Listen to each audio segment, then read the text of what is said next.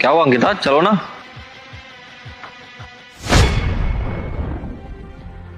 राहुल, ये यहीं रहता था पहले, बहुत अच्छे घर से था। पता नहीं कैसे पागल हो गया। अरे जिम जाता था, महंगी महंगी गाड़ियां भी थी इसके पास। फिर अचानक पता नहीं इसको क्या हुआ, पता नहीं किस लड़की के प्यार में पड़ के ये पागल हो गया। लेकिन मैं समझता हूँ ना, इसमें सारी की सारी गलती इस लड़के की होगी, तभी इसकी ये हालत हुई है। राहुल, कोई गलती नहीं थी इसकी। अरे तुम मुझ पे क्यों गुस्सा कर रही हो? तुम तो ऐसे बोल रही हो जैसे कि तुम इसको बहुत अच्छे से जानते हो। क्योंकि राहुल, ये जिस लड़की से प्यार करता था वो कोई और नहीं, मैं हूँ। क्या? इसका मतलब इसका ये हाल तुम्हारी वजह से हुआ है? वो राहुल, हम 5 साल से रिलेशनशिप में थे और अब मेरी शादी की उम्र हो गई थी। मैंने इसको बोला भी कि तू सेटल हो जा। इसके पास पैसा तो था पर इसके खुद का नहीं, इसके पापा का। मैंने इसको काफ़ी बार समझाने की कोशिश की कि अगर तूने कहीं जॉब नहीं की या तो कहीं सेटल नहीं हुआ तो मेरे माँ बाप मेरी शादी कहीं और करवा देंगे। ये सुनता ही नहीं था।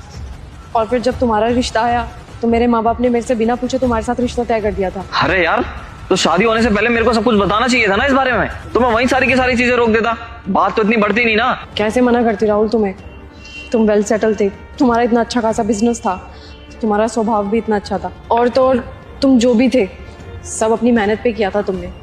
तुम्हारा सब कुछ खुद का था, इसीलिए मैंने इसे मना करके तुम्हें हाँ कर दिया। मतलब तुम्हारी नजरों में प्यार से ज्यादा पैसों की अहमियत है अंकिता? राहुल, मैं ये नहीं कह रही कि प्यार इंपॉर्टेंट नहीं होता, लेकिन अगर लॉजिकली देखा जाए तो पैसा जीवन में ज़्यादा महत्व रखता है। आजकल शादियाँ भी तो इसी बेसिस पे होती है ना।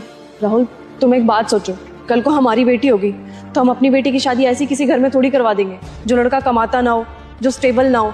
मैं मानता हूँ अंकिता, जो भी तुम बोल रही हो सच बोल रही हो, लेकिन उसने वक्त मांगा था ना तुमसे, क्यों नहीं दिया उसे वक्त? लेकिन अब मैं तुम्हारे साथ खुश नहीं रह पाऊंगा अंकिता, क्योंकि मुझे समझ में आ गया है कि तुम प्यार से ज्यादा पैसों को अहमियत देती हो। अरे कल को मेरे हालात ऐसे हो गए तो कल को तो तुम मेरे को भी छोड़ के चली जाओगी। अरे वो तो पागल हो चुका है, लेकिन मेरी तो इतनी बदनामी हो जाएगी तुम सोच भी नहीं सकती। राहुल, क्यों गड़े मुर्दे उखाड़ रहे हो? मैं मानती हूँ कि इसकी हालत की जिम्मेदार सिर्फ और सिर्फ मैं हूँ, लेकिन इसका मतलब ये नहीं कि सारी की सारी गलती मेरी थी। अगर ये मेरे से इतना प्यार करता था तो जब मैंने इसको बोला कि तू स्टेबल हो जा तो ये स्टेबल क्यों नहीं हुआ? इसने मेरी बात क्यों नहीं सुनी? मुझे टाइम क्यों नहीं दिया?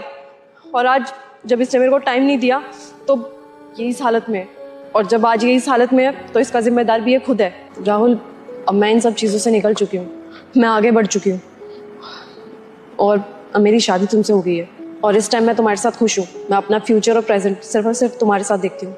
देखो, मैं तुम्हारे साथ नहीं रह सकता। अरे जिस इंसान को